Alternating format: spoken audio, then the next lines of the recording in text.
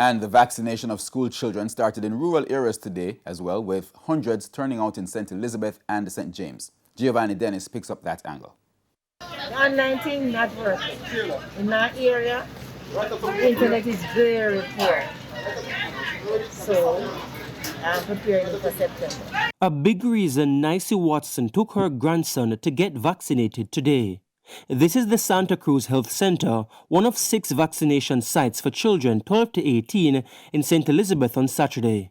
And Miss Watson wasn't taking any chances. I'm not going to follow the crowd and being unprotected. So it is here, so I took mine, I had my 2 shots, so I'm preparing him now. So this will help him to do what? Avoid you from getting very sick. Because what I heard on the news, when you go to the hospital, there is no oxygen for everybody. And my grandson is an asthmatic.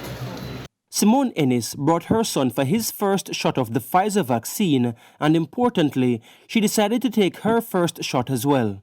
Because it would be hypocritical if I allow him to take the vaccine and I don't. And I don't want him to take the vaccine and then me not having the vaccine endangers him.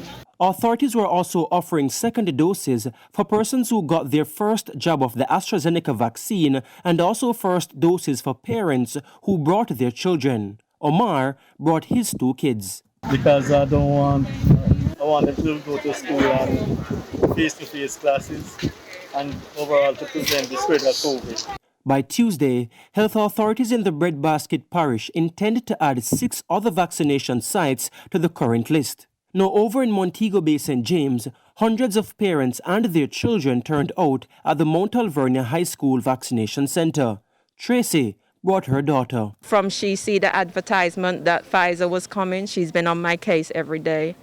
When is the vaccine coming? So she's been up from 5 o'clock this morning. We left the house at 6 so she could be here because she wants to be back at school.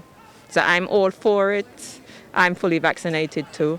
In the meantime, Acting Medical Officer of Health for St. James, Tanique Bailey-Small, believes the current vaccination drive is timely. We're seeing a significant increase in numbers, and of course we know that we're in our third wave, which is quite concerning.